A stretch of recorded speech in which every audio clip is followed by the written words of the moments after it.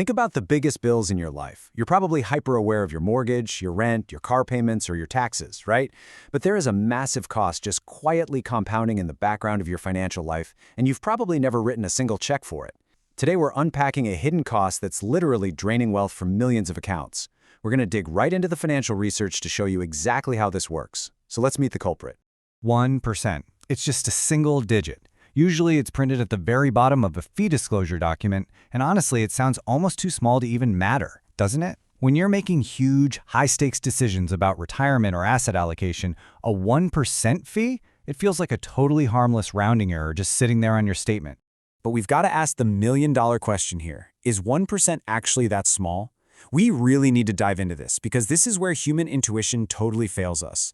If you take that tiny 1% and run it forward over an entire investing lifetime, something wild happens. It transforms into one of the largest single costs you will ever pay, and yet it makes absolutely zero noise. So, to understand how a tiny percentage turns into this massive wealth drain, we have to look at the actual math. And the secret here is a concept called reverse compounding. This is the exact mechanism that makes this seemingly small annual fee such a big deal. It's not a one-time charge. It's charged every single year as a percentage of your total growing account balance. We all know the magic of compound interest, right? Your money makes money, and that new money makes more money. Well, a percentage-based fee does the exact same thing, just in reverse. It's compounding against you. Because your balance is hopefully growing over the decades, the actual dollar amount that 1% represents just gets bigger and bigger every year. You're not paying a flat rate. You're paying a slice of a continuously growing pie. The difference this makes over several decades of investing is absolutely staggering. When financial researchers model a portfolio without this fee drag and compare it to the exact same portfolio with just a 1% annual fee applied, the results are a literal gut punch. That single percentage point, compounded over decades, eats up an astonishing chunk of the final balance. It's so much more than you'd ever guess just by looking at the number 1. In any given year, yeah, the fee feels tiny, but added up over a lifetime, it becomes absolutely enormous. Beyond the math, there's a really deep structural issue in the financial industry regarding how advisors actually get paid. There are two primary models here. First, you have commission-based advisors. In this structure, the advisor's compensation is directly tied to the specific products they recommend to you. Certain mutual funds or insurance products actually pay the advisor way more money than others, and that creates a direct financial incentive that might not perfectly align with what's best for you. Then, on the flip side, you have fee-only advisors. These folks are compensated directly by you, the client, regardless of what specific products they recommend. That completely removes the incentive conflict of pushing a high-commission product. Now, it's super important to clarify this. Pointing out this difference is a structural observation. It's not a claim of dishonesty. Most commission-based advisors operate totally legally and aren't inherently bad actors. But the underlying incentive structure does create a genuine conflict of interest. It's just a reality of that business model. And as an informed investor, it's a reality you absolutely need to understand before deciding who to trust with your hard-earned wealth.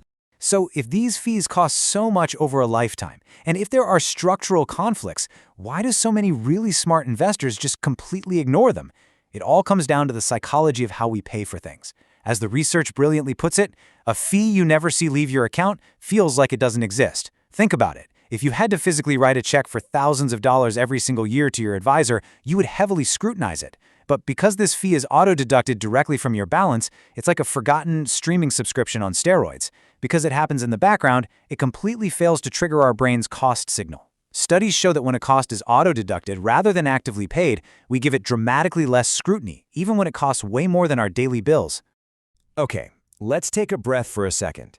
Looking at all this massive fee drag and structural conflict, you're probably thinking, does this mean financial advisors aren't worth it? Should we just fire them all and DIY our entire financial lives?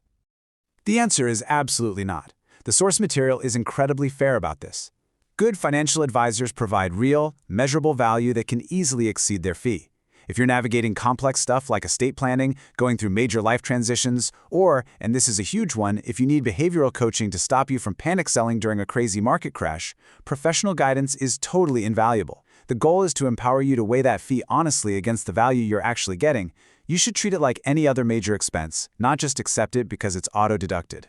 All right, this brings us to the most critical part of our explainer. We've looked at the math, the structure, and the psychology working against us. Now, let's talk about how to actually audit your fees. We've put together a really straightforward 3-step framework for this. And listen, you do not need to be a Wall Street expert to pull this off. Anyone can do it. First, find your actual percentage. Second, understand the compensation structure. And third, compare your setup to index funds. Let's break exactly how to do this down. Step 1 is figuring out what you're literally paying.